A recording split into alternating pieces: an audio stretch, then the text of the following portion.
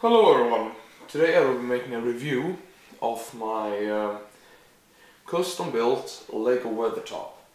Well, Attack on the Weathertop as the correct set name is. It's a Lord of the Ring custom review.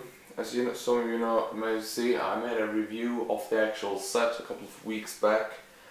I finished this a couple of weeks back as well, but I've had lots of tests and such in school before holiday break for Christmas, and during Christmas time I did lots of stuff, so I didn't really have time to do anything. I didn't really upload anything to Flickr either, where I usually is pretty active. But yeah, I'm coming at you with this review now. First of all, you might notice that you do see two other scenes in the background there. And it's two of the bigger Lord of the Rings scenes I have done. One is finished, one is not. The one you see in the top right corner, it's Mines of Moria, which will be reviewed, I think tomorrow. Yeah, that sounds about right. And on the top left, you have Helm's Deep. Since I got so fantastic Christmas presents, I actually got Helm's Deep and the Mines of Moria plus 4 architecture sets. Yeah, I got ridiculously much. But yeah, let's go on with the review. So if you see the side here, it's a pretty nice rock formation here. It floats very well with the rest of the scene. Now keep in mind, this is kind of the top of the actual rock or cliff, mountain, whatever you want to say, that this stands on. It should be an equally high section of rocks here is the beginning here as well. So this is like this is the top of it.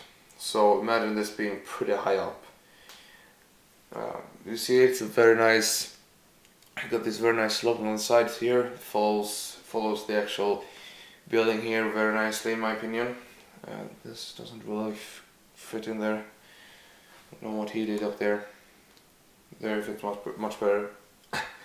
You see, you have a pretty dark color scheme, except for the actual Weathertop, which is in light grey, which kind of lights up a bit, but it does looks good. It does fit with the Helm's Deep, because that's light grey as well, so I think you can have those two in the light grey.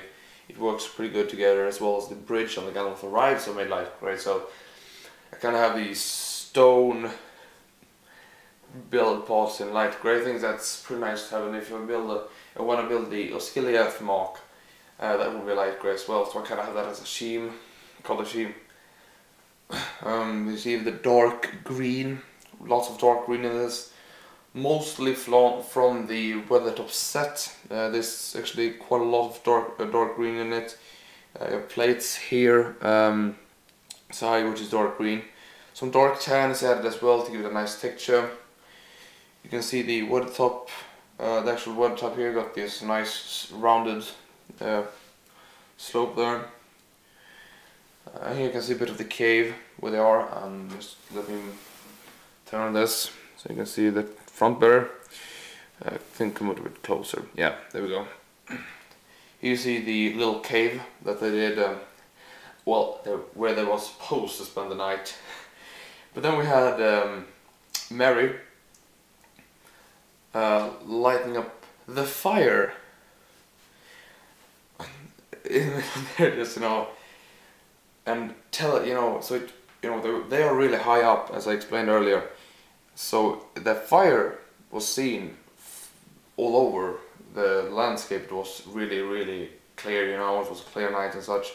So the bad guys, the ring wraiths, saw the fire and they got to attack to them. So that's really the whole point of the scene, the Weathertop, where they got attacked. If you haven't seen the movie, if you have seen the movie, of course you know that already. Just explaining for those who haven't. We have all of these gears that you get in the set. We have the apple, 2 carrots. Well, it's 1 carrot and a straw. The kind of leaf part, the green part of the carrot. Get 1 extra, which I did put in the cooker because, well, I thought it fit well with the fire there that you lit up. It's actually dark green in here as well, which I think is very nice that I keep this dark green Sheem here, chicken there in the bag. I think it's back in the backpack. We have the top here. It's laid on the side, so it's using a snot technique to get this working. And as you can see, this snot continues all the way to here, which is very nice. That it actually flows into the ordinary placed parts to kind of makes it fit in much better than just if I would have it on top here. It would look. You really see that it was not. Now it's a bit more camouflaged with the snot ends and starts, which I'm really happy with how that turned out. Quite flat up here. It does tilt, but could have done a bit more there. Here you see the front of the Weathertop. We'll show you the inside, of course. Looks pretty nice. I think I have a very nice height on it. Here you have Frodo, which you get in the set, which of course you get in the set.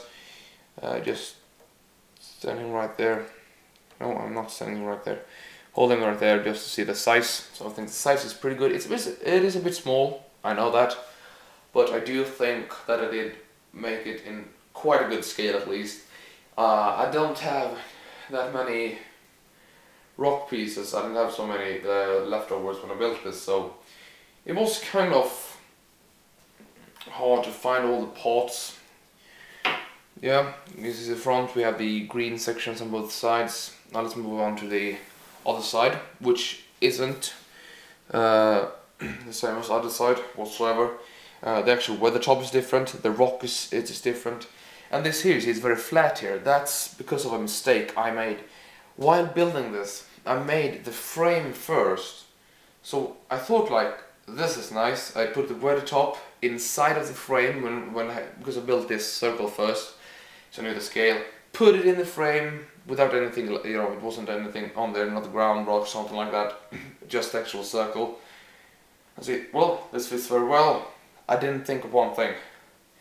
The rocks goes outwards there a bit, so I would have needed at least two extra studs to get this to be able to fall down, which is a mistake I'm not too happy with, because I think it may look a bit better without it. And we're having huge problems with how we're going to do here.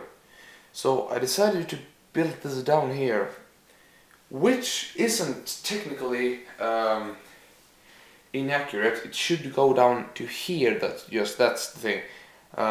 There's a door at the back here. You will see what I'm talking about. There's a door here, and this should end in the middle of the door. Now it continues with about 3 bricks extra, but it was just to be able to finish it off. Nicely. So I'm actually not too sad about that. We have a bit of destruction here. Nothing too much. The rocks falls pretty well here actually. It's curved, so it can be a bit of a challenge. Here we have the little bush which I added, which I think looks really nice. You get this bush in the set.